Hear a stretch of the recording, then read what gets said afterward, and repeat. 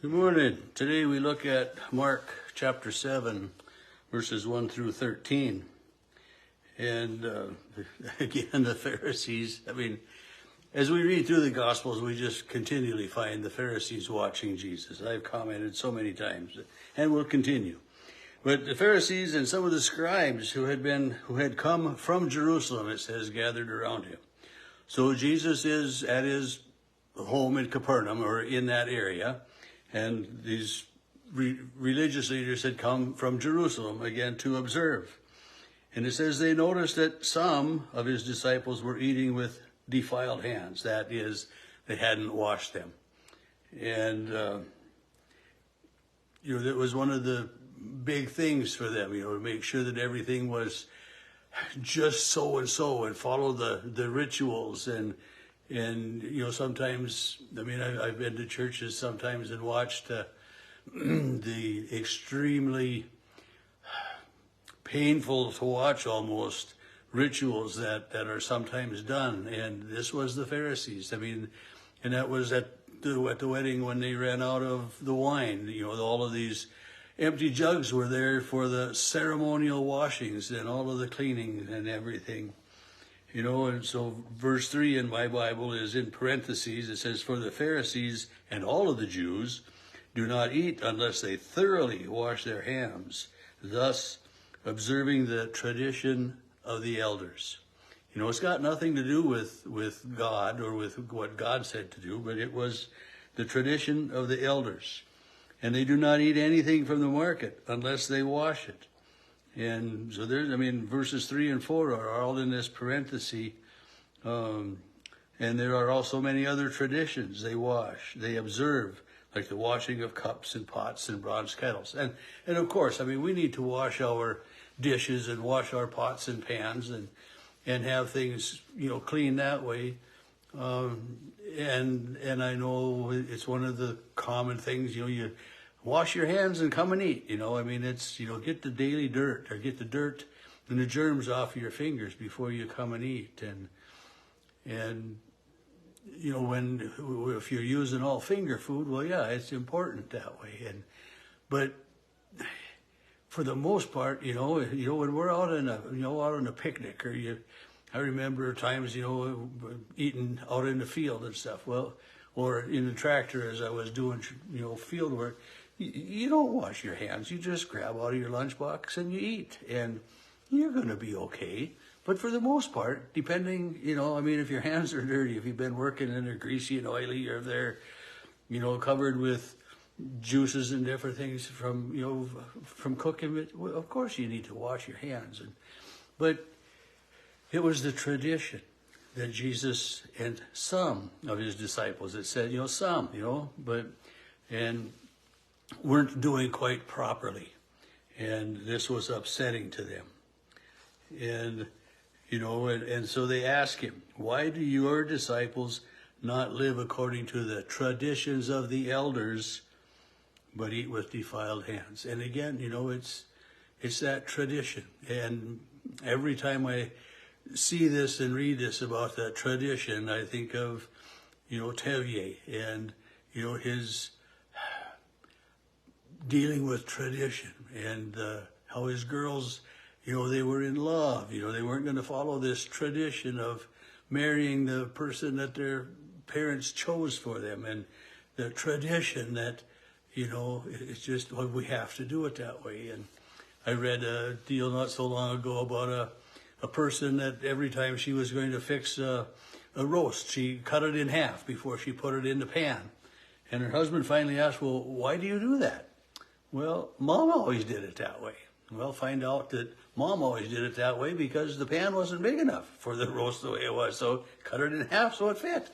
So sometimes the traditions we follow don't have any basis. They don't have any fulfilling need, or a fulfilling end, they're just to do it as it's been done in the past. And so tradition has character, and tradition has quality, and it has merit, to follow traditions. And we have our traditions of, we're in a season of Lent, and so for most of the time, our tradition is that we would have Wednesday worship during Lent. But, when you've got a really small congregation and other things are taking place, if we don't have those services, I don't think it's going to be detrimental to our eternal salvation. But yet to know that, we are aware of these traditions. And, so there are many of these traditions that we find that, they are, for the most part, beneficial. But in the matter of our salvation, our eternal salvation, sometimes the traditions aren't so important. And that's what Jesus says to these people. He says, Isaiah prophesied rightly about you hypocrites. You honor me with your lips, but your hearts are far from me. In vain they worship me, teaching human precepts as doctrines. And, I think about that too, with, they honor me with their lips, but their hearts are far from me. And we all know people like that, they put on a good front and they want to look good for everybody else, but, then they turn around and they're just not very good people in an awful lot of ways, I'm not picking on anybody that way, but we know people that that do that, and they'll talk a good talk, but they don't walk the good walk. And this is what Jesus is saying: in vain they worship me, teaching human traditions as doctrine. Or precepts is the word that's used in my Bible here, but so the things that God tells us to do, and that's, in our Lutheran Church we have two sacraments, baptism and Holy Communion, because these are things that Jesus commanded his disciples to do. These were, and there are other denominations that have as many as 7 sacraments that I'm aware of. Some of them maybe more, and the traditional practices. But when we look closely at what God says to do, sometimes we read more things into that way. And that's what Jesus says, you have abandoned the commandment of God and hold to human tradition. And part of the tradition, part of the commandment that they had, was, God had told the people, of forbidden foods, and that was why the swine weren't really valued by the Jews, because, they weren't available for food. They weren't supposed to deal or associate with them. And then, Peter's vision changed all of that and everything. But, so sometimes we need to be really careful. I need to be careful too of condemning certain practices or saying, well, this was wrong, but yet Jesus is seeing in these Pharisees that they are putting, more emphasis on some of the traditions, some of the thou shalts, rather than, to have compassion on a Sunday or on a Sabbath, and this is one of the things that, Jesus ran into, the tradition was that, you shouldn't work or heal on the Sabbath.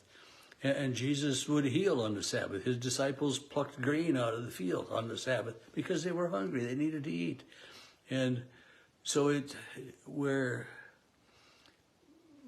we need to put our value is on each other and on what our others' needs are, and that's like, to have a day of Sabbath, a day of rest. And, then there gets to be people that talk about, well, nobody should be working on Sunday, but they certainly like to go out to eat a meal, and they certainly like to be able to put gas in their cars, and they certainly like all of these conveniences that they can do on Sunday, but, well, we shouldn't be working on Sunday. Well, you can't speak out of both sides of your mouth. And often the Pharisees were doing that. And so Jesus called them on that, and he said that they were making tradition more important than the Word of God.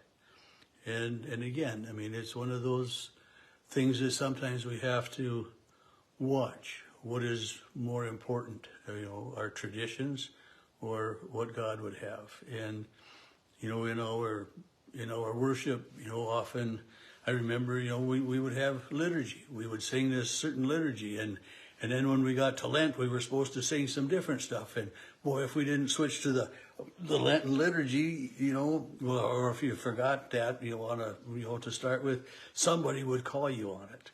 And was it really important that we made sure we had the exact right liturgy, or that we were there to worship God?